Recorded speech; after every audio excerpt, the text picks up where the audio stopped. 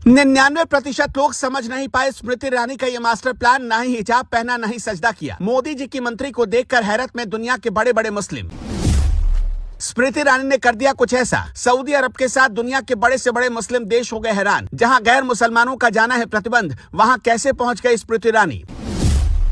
गले में मंगलसूत्र, हाथ में चूड़ी, माथे पर बिंदिया। कट्टर हिंदूवादी नेता स्मृति ईरानी कैसे पहुंच गई मुसलमानों के सबसे पवित्र धार्मिक स्थल मदीना। वहां जाकर स्मृति ईरानी ने क्या किया।